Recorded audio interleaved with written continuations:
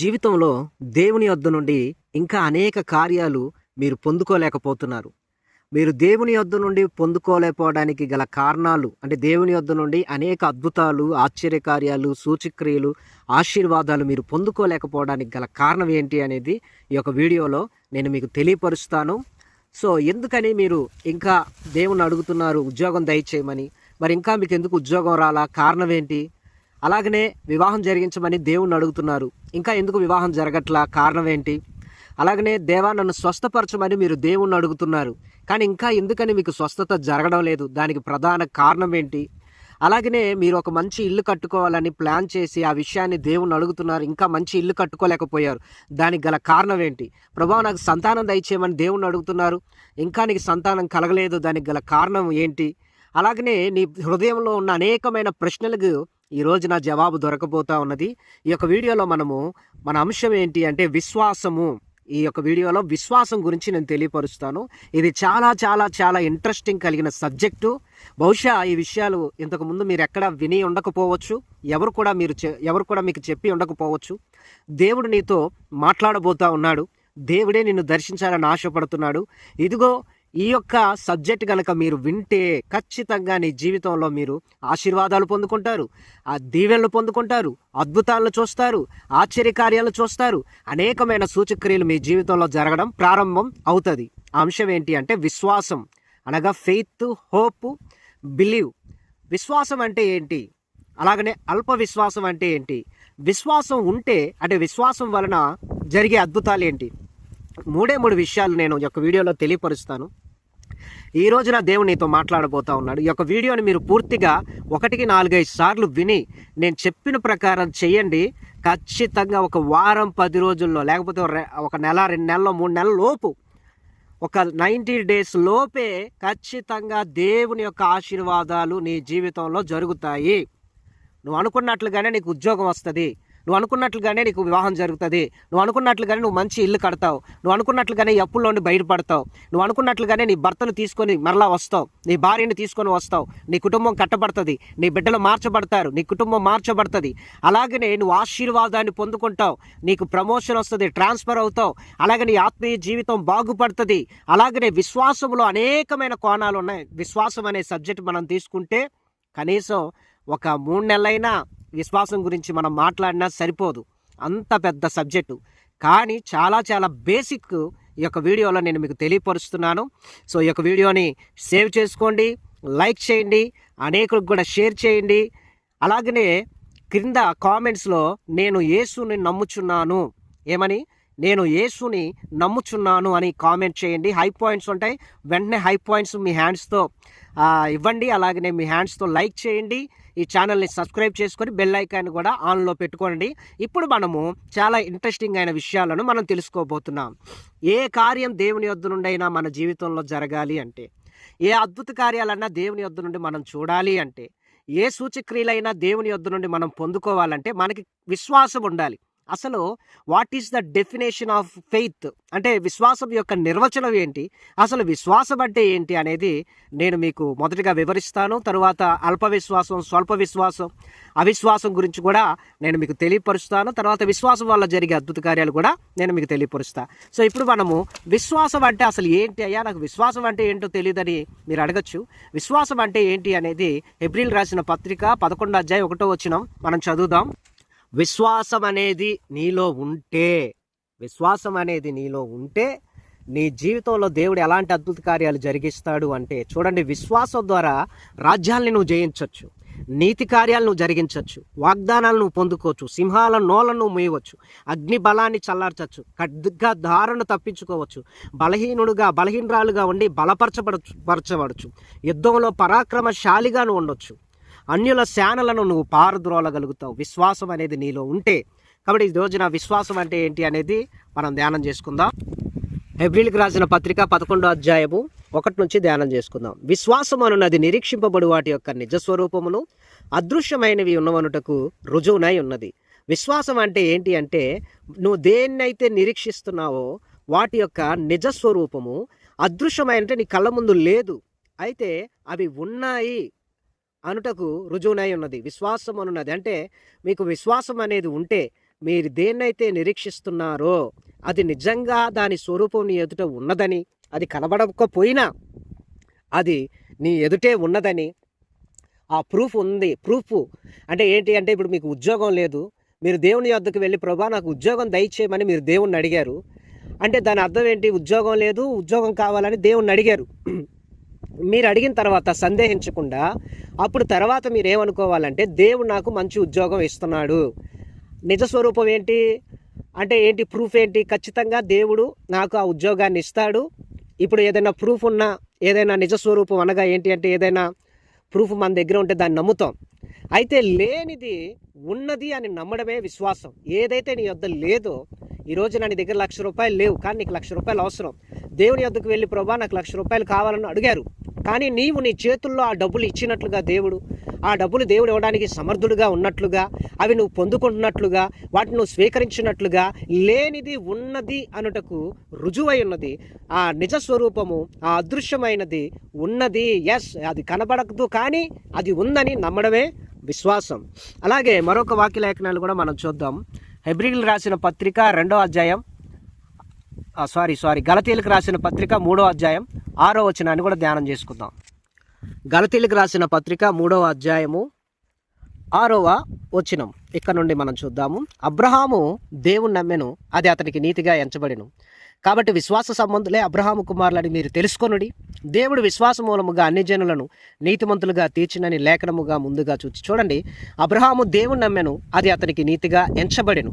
చూడండి, మీరు దేవుణ్ణి నమ్మితే అంటే దేవుణ్ణి నువ్వు నమ్మడమే, అదే నీకు నీతి. నువ్వు ఎప్పుడైతే దేవుణ్ణి నమ్ముతావో, అనగా సందేహం లేకుండా దేవుడు అదృశ్యుడుగా ఉన్నాడు కానీ ఆయన ఉన్నాడని నువ్వు నమ్మాలి. దేవుని యొక్క నిజ స్వరూపాన్ని నువ్వు చూడలేదు కానీ ఆయన ఉన్నాడు, నేను ఏదో ఒక రోజున ఆయన చూస్తాను అని నువ్వు నిరీక్షించాలి. సర్వశక్తుడైన యేసు ప్రభువారు ఈ లోకానికి వచ్చాడని నువ్వు నమ్మాలి. ఆయన చనిపోయాడని నువ్వు నమ్మాలి. ఆయన తిరిగి లేచాడని నువ్వు నమ్మాలి. ఆయన తిరిగి రాబోతున్నాడని నువ్వు నమ్మాలి. ఆయన ఉన్నవాడు అనువాడాన్ని విశ్వసించాలి. ఆయనను నువ్వు నమ్మాలి. నమ్మాలి అంటే ఏంటి? ఇప్పుడు మీ అమ్మగారి పేరు ఏంటి అంటే, మీ అమ్మగారి పేరు మీరు చెప్తారు, మా అమ్మగారి పేరు ఇది. మీ నాన్న పేరు ఏంటి అంటే, మీ నాన్న పేరు చెప్తారు. అందులో నీకు సందేహం ఏం లేదు. మీ అమ్మగారు ఎవరో నీకు తెలుసు, అలాగే మీ నాన్నగారు ఎవరో నీకు తెలుసు, వాళ్ళల్లో నీకు సందేహం ఏం లేదు. అలాగనే నీ దేవుడు ఎవరు అనగానే యేసు ప్రభువారని సందేహం లేకుండా ఆయన ఉన్నాడని, ఆయన ఉన్నవాడు అనువాడు అని, కనబడకపోయినా ఆయన ఉన్నాడని నువ్వు విశ్వసించడమే విశ్వాసం. సో విశ్వాసం గురించి నేను చెబుతూ ఉండగా ఇంకా మీకు అర్థమవుతుంది. కొంచెం కన్ఫ్యూజన్గా ఉన్నా కంగారు పడకండి, వెళ్ళే కొద్ది మీకు అన్ని విషయాలు చాలా గొప్పగా అర్థమవుతాయి. మరొక లేఖనాన్ని కూడా మీకు తెలియపరుస్తాయి. యోహాను సువార్త 20వ అధ్యాయం 29వ వచనం. యోహాను సువార్త 20వ అధ్యాయము 29వ వచనములో, యేసు నీవు నన్ను చూచి నమ్మితివి, చూడక నమ్మిన వారు ధన్యులని అతనితో చెప్పెను. ఎందుకనగా యేసు ప్రభువారు పునరుద్ధానుడైన తర్వాత తోమాను చూచి, తోమా అంటాడు, యేసు ప్రభువారి యొక్క నా వేలును యేసు ప్రభువారి యొక్క చేతుల్లోనూ ఆయన ప్రక్కలో ఉంచితే కానీ నేను నమ్మను అని చెప్పి, ఆయన పునరుద్ధానాన్ని నేను నమ్మనని తోమా చెప్పినప్పుడు యేసు ప్రభువారు ఆయన కొరకు ప్రత్యక్షమయ్యి, నీ వేలు ఇటు చాచి నా చేతులు చూడుము, నీ చేయి చాచి నా ప్రక్కలో ఉంచి అవిశ్వాసివి కాక విశ్వాసివై ఉండుమనెను.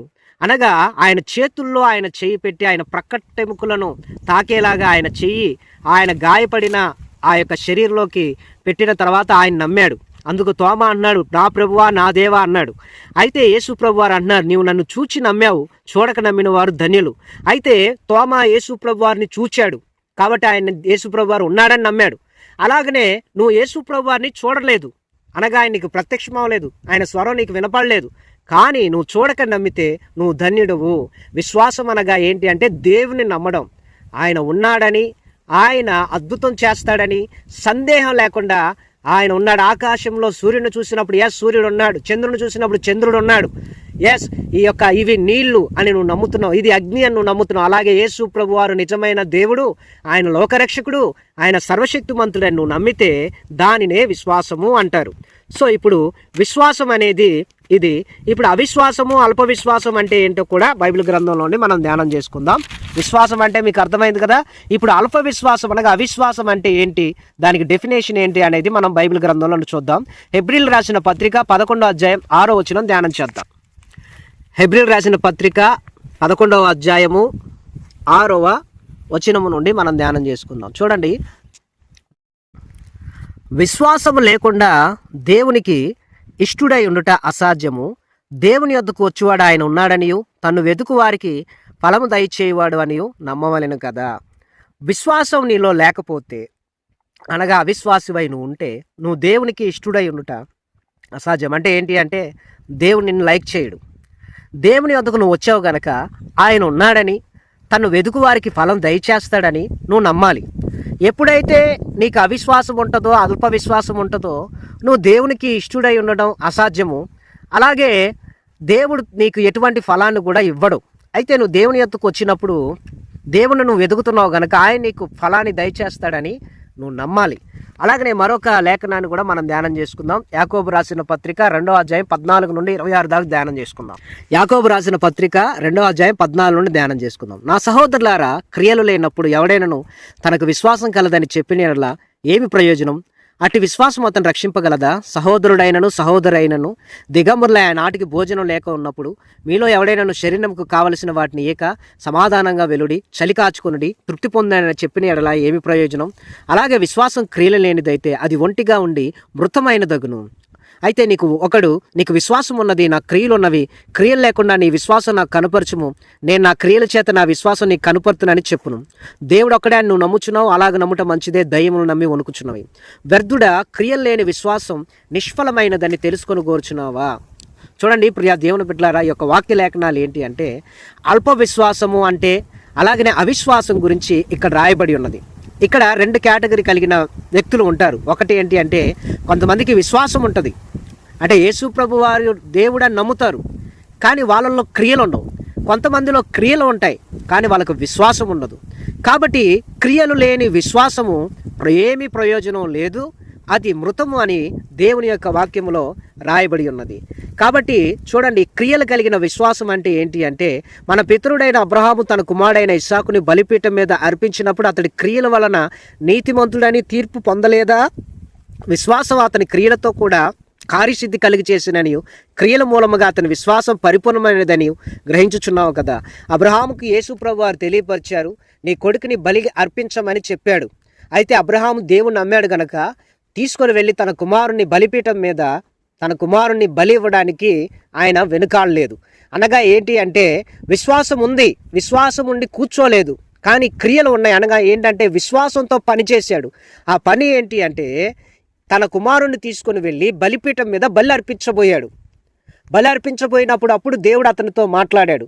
అయితే ఇక్కడ మనకు క్రియలు కలిగిన విశ్వాసం ఉండాలి. అనగా ఏంటి అంటే, నీకు దేవుని నువ్వు నమ్మడం మాత్రమే కాదు, కానీ నువ్వు మందిరానికి వెళ్ళడం క్రియలు, అలాగనే ప్రార్థన చేయడం క్రియలు, అలాగనే వాక్యం చదవడం క్రియలు, అలాగే దేవునికి కానుక ఇవ్వడం క్రియలు, బాప్తిస్మం తీసుకోవడం క్రియలు, పరిశుద్ధంగా ఉండడం క్రియలు. దేవుడు ఉన్నాడని నువ్వు నమ్ముతున్నావు కాబట్టి క్రియలతో కూడిన విశ్వాసం నీలో ఉండాలి. నీ నోటి మాటలు కూడా విశ్వాసం కలిగి ఉండాలి. చూడండి, అబ్రహాము దేవుని నమ్మాను, అతనికి నీతిగా ఎంచబడిన లేఖనం నెరవేర్చబడిను, మరియు దేవుని స్నేహితుడైన అతనికి పేరు కలిగిను. మనుషుడు విశ్వాసం మూలన మాత్రమే కాక క్రియల మూలములను నీతిమంతుడని ఎంచబడినని మీరు దీనివల్ల గ్రహించింది.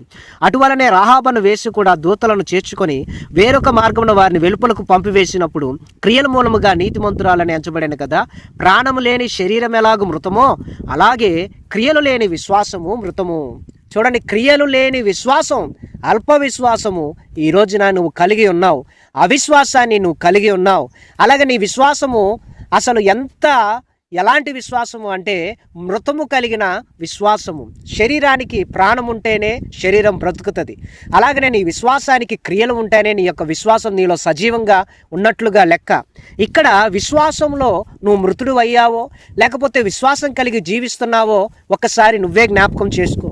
నువ్వు దేవుణ్ణి నమ్మడమే మాత్రమే కాకోకుండా దేవుణ్ణి నమ్మిన తర్వాత నమ్మిన ప్రకారముగా నీవు విశ్వాసముతో అనేక పనులను నువ్వు చెయ్యాలి. మందిరానికి వెళ్తున్నావు అంటే, మందిరానికి ఎందుకు వెళ్తున్నావు? మనం మందిరానికి దేవుడు ఉన్నాడు, దేవుడు నాతో మాట్లాడతాడని మనం మందిరానికి, అక్కడ క్రియలు కనపడుతున్నాయి. అలాగే కానుక ఇస్తున్నావు, కానుక ఇవ్వడంలో క్రియలు కనపడుతున్నాయి. అలాగనే బైబిల్ చదువుతున్నావు, బైబిల్ చదవడం మూలాన క్రియ కనపడుతుంది. ప్రార్థన చేస్తున్నావు, వేకుజామునే లేచి ఉపవాసం ఉంటున్నావు, క్రియలతో కూడిన విశ్వాసం ఉన్నప్పుడు అప్పుడు నీ జీవితంలో అద్భుత కార్యాలు దేవుడు జరిగిస్తాడు. కాబట్టి క్రియలు లేని విశ్వాసము మృతము, అది అల్ప విశ్వాసము, అది అవిశ్వాసము. ఆ విశ్వాసం వలన నీ జీవితంలో ఎలాంటి కార్యాలు జరగవు. నువ్వు దేవుని దగ్గరికి వెళ్ళి ప్రార్థన చేసావు, నాకు ఒక మంచి ఉద్యోగం ఇవ్వు ప్రభువా అని. ఉద్యోగం ఇవ్వమన్నావు, అలాగే దేవుని యందు విశ్వాసం ఉంచావు. అలాగనే నువ్వు ఏం చేయాలి అంటే దేవుడు నాకు మంచి ఉద్యోగం ఇస్తాడని నమ్మి క్రియ చేయాలి. ఏంటి అంటే ఎగ్జామ్ రాయడం, అలాగనే ఇంటర్వ్యూస్కి అటెండ్ అవ్వడము, అలాగనే ఉద్యోగం కోసం ప్రయత్నం చేయడం. ఎందుకంటే ఆ ప్రయత్నాన్ని దేవుడు ఆశీర్వదించి నీకు ఉద్యోగం ఇస్తాడని నువ్వు నమ్మాలి. నమ్మితే అప్పుడు దేవుడు నీ జీవితంలో అద్భుత కార్యం చేస్తాడు. సో ఇది రెండవ కేటగిరీ అయిపోయింది. అలాగే మూడవది, విశ్వాసం వలన ఎప్పుడైతే నీకు సంపూర్ణమైన విశ్వాసం ఉంటుందో అప్పుడు నీ జీవితంలో జరిగే అద్భుత కార్యాలు ఏంటి అనేది చెప్పుకొని ముగించుకుందాం. దానికోసం మార్కు సువార్త 11వ అధ్యాయము 23వ వచనాన్ని ధ్యానం చేసుకుందాం. మార్కు సువార్త 11వ అధ్యాయము 23. ఎవడైనాను ఈ కొండను చూచి నువ్వు ఎత్తబడి సముద్రంలో పడవేయబడుమని చెప్పి తన మనసులో సందేహింపక తాను చెప్పినది జరుగునని నమ్మిన ఎడల వాడు చెప్పినది జరుగునని మీతో నిశ్చయముగా చెప్పుచున్నాను. అందుచేత ప్రార్థన చేయనప్పుడు మీరు అడుగుచున్న వాటి నెలను పొంది ఉన్నామని నమ్ముడి, అప్పుడు అవి మీకు కలుగునని మీతో చెప్పుచున్నాను. చూడండి, ఒక కొండను చూసి, సముద్రం పక్కన ఒక కొండ ఉంది. ఆ కొండను చూచి నువ్వు ఎత్తబడి సముద్రంలో పడవేయబడమని నువ్వు ఆ కొండకు ఆజ్ఞాపిస్తే మనసులో సందేహించకుండా నువ్వు చెప్పినది జరుగుతుందని నువ్వు నమ్మితే అప్పుడు ఆ కొండ వెళ్ళి సముద్రంలో పడుతుందట. దీని అర్థం ఏమిటి అంటే, ప్రియ దేవుని బిడ్డలారా, దేవుని యందు నువ్వు విశ్వాసం కలిగినప్పుడు ఈ కొండ అనగా దేనికి సాదృశ్యంగా ఉందంటే, నీ మార్గానికి అడ్డుపడి నిన్ను ఉన్నతమైన స్థితికి వెళ్లకుండా అడ్డుపడే సమస్యలు. ఈ కొండే నీ అనారోగ్యం అనుకో, ఈ కొండే నీ అప్పులు అనుకో, ఈ కొండే నీ సంతానలేమి అనుకో, ఈ కొండే నీ శ్రమ అనుకో.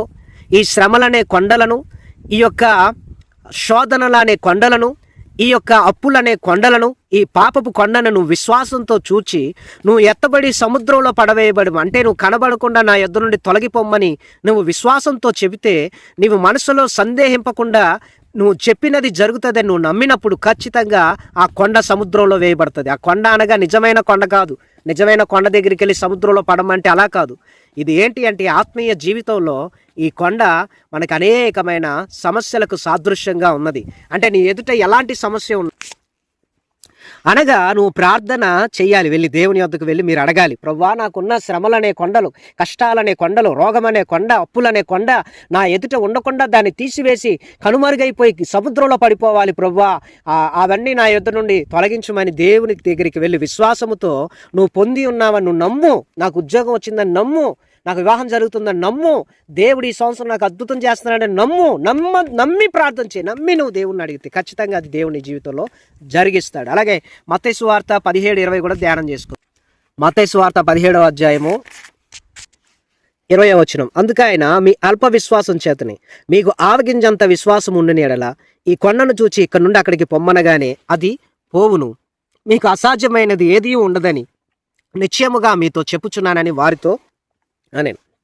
చూడండి, మీకు అద్భుతాలు జరగాలి, దేవుడు కార్యాలు జరిగించాలంటే ఒక ఆవగింజంత, ఆవాలు తెలుసు కదా, ఆవగింజంత విశ్వాసం అనగా కొండంత విశ్వాసం లేకపోయినా కనీసం కంటికి సరిగ్గా కనబడిన ఆవగింజంత విశ్వాసం మీలో ఉన్నా, జస్ట్ అంత దేవుని అందు చిన్న విశ్వాసం ఉండి మీకు దేవుడు కార్యం జరిగించాలని దేవుణ్ణి అడిగితే ఖచ్చితంగా దేవుడు నీ పట్ల కార్యం జరిగిస్తాడు. నీకు అసాధ్యమైనది ఏదీ లేదు. దేవుడు విశ్వాసంతో నువ్వు ఏమడిగినా ఆ విశ్వాసం ద్వారా దేవుడు అనేక గొప్ప కార్యాలు జరిగిస్తాడు. మరొక లేఖనాన్ని కూడా మనం చూద్దాం. మార్కు సువార్త 16:16. మార్కు సువార్త 16వ అధ్యాయం 16వ వచనంలో నుండి మనం ధ్యానం చేసుకుందాం. చూడండి, ప్రియ దేవుని బిడ్డలారా, ఏమని రాయబడినదో, నమ్మి బాప్తిష్వం పొందినవాడు రక్షింపబడును, నమ్మని వానికి శిక్ష విధింపబడును. అందుకనే మీరు నమ్మండి, విశ్వాసం కలిగి ఉండండి. విశ్వాసం కలిగి ఇంకా మీరు బాప్తిష్వం పొందుకోబోతే బాప్తిష్వం పొందుకోనండి, దేవుడు మిమ్మల్ని రక్షిస్తాడు. నమ్మని వానికి శిక్ష విధింపబడుతుంది. నమ్మిన వారి వలన ఈ సూచక్రియలు కనబడును. ఏమనగా నా నామమున దయ్యములను వెళ్ళగొట్టుదురు, క్రొత్త భాషలు మాట్లాడుదురు, పాములను ఎత్తిపట్టుకుందురు, మరణకరమైనది ఏది త్రాగినని అది వారికి హాని చేయదు, రోగుల మీద చేతులు ఉంచినప్పుడు వారు స్వస్థత నొందుదురని వారితో చెప్పాను. దేవునితో చెప్తున్నాడు, నమ్మిన వారి వలన ఈ సూచక్రియలు కనపడతాయి. యేసుక్రీస్తు నామంలో మీరు నమ్మి బాప్తిసం తీసుకున్న తర్వాత విశ్వాసం వలన జరిగే అద్భుతాల్లో గొప్ప అద్భుతాలు ఏంటి అంటే, దేవుని బిడ్డలారా, మరణకరమైనది ఏది కూడా నీకు హాని చేయదు. మీ ద్వారా స్వస్థత కార్యాలు జరుగుతాయి. న్యూ లాంగ్వేజెస్ మాట్లాడతారు. డీమోన్స్ అలాగే డెవిల్స్ అన్నీ కూడా పారిపోతాయి. ఈవెన్ పాములను ఎత్తి పట్టుకుందరు. అంటే ఏంటి అంటే ఎలాంటి సమస్యలైనా భయపడకుండా ఎత్తి పట్టుకొని వాటిని నేలకేసి కొడతారు అనమాట. అంత గొప్ప ధైర్యాన్ని దేవుడు, అంత బలాన్ని మీకు ఇస్తాడు. కాబట్టి విశ్వాసం అంటే ఏమిటి, అల్ప విశ్వాసం అంటే ఏంటి, విశ్వాసం వల్ల జరిగే అద్భుతాలు ఏంటి అనేది మీరు తెలుసుకున్నారు. సో ఇప్పుడు మీ కొరకు నేను ప్రార్థన చేస్తాను. విత్తబడిన యొక్క వాక్యాన్ని దేవుడు నూరంతులుగా ఫలింపచేయును గాక. God bless you. అలాగనే మీలో ఎవరికైనా ప్రార్థన అవసరతలు ఉంటే ఈ 2 నెంబర్లకి మీ ప్రార్థన అవసరాలు తెలియపరచండి. ఈ నెంబర్కి ఏమన్నా వాట్సాప్ ద్వారా మీ ప్రార్థన అవసరం తెలియపరచండి. సబ్స్క్రైబ్ చేయండి, లైక్ చేయండి, షేర్ చేయండి, కామెంట్ చేయండి, హై పాయింట్స్ ఇవ్వండి, డిస్క్రిప్షన్ చూడండి, టీవీలో పెట్టుకొని కూడా వినండి. అలాగనే రిఫరెన్స్ అన్ని కూడా డిస్క్రిప్షన్లో ఉంటాయి. ఒకసారి రిఫరెన్స్ అన్ని కూడా డిస్క్రిప్షన్లో కూడా చూసి నోట్ చేసుకోనండి. మీకు ఏమైనా ప్రార్థన అవసరం ఉంటే తెలియపరచండి. ఒక మందిరం కొరకు ఒక స్థలాన్ని కొనడం జరుగుతూ ఉన్నది. కొంత అడ్వాన్స్ ఇవ్వడం జరిగింది. ఇంకా చాలా అమౌంట్ కట్టాలి. 2 నెంబర్లకి ఫోన్పే, గూగుల్ పే, పేటిఎం ఉంది. దీనికి చర్చి విరాళానికి మీరేమైనా ఈ యొక్క వాక్యం ద్వారా విని బలపరచబడి ఆశీర్వదింపబడి దేవుడు పనికి చేయాలన్న ఆసక్తి మీలో కలిగితే ఈ 2 నెంబర్లకి ఫోన్పే, గూగుల్ పే ఉంటాయి. వాటిని మీరు కాంటాక్ట్ చేసి నాకు అందులో హాయ్ అని మెసేజ్ చేసి మీ ప్రేయర్ రిక్వెస్ట్లు పంపించి మీ నెంబర్ పెట్టి కానుక పంపించండి. నేనే మీకు కాల్ చేసి మీ కొరకు ప్రార్థన చేస్తాను. మీ ప్రార్థన అవసరతల కొరకు కూడా నేను ఖచ్చితంగా ప్రార్థన చేస్తాను. మీ కొరకు చిన్న ప్రార్థన. ప్రభువా, ఈ యొక్క వాక్యాన్ని విని బలపడిన బిడ్డలందరినీ పేరు పేరున దీవించి ఆశీర్వదించి మహిమతో నింపండి. విశ్వాసాన్ని కలుగు చేయండి. విశ్వాసం ద్వారా జరిగే అద్భుత కార్యాలను బిడ్డ పట్ల జరిగించమని, దీవించి ఆశీర్వదించమని, మహిమతో నింపమని యేసు నామం పేరట అడుగుతున్నాం తండ్రి. Amen. Thank you for watching. God bless.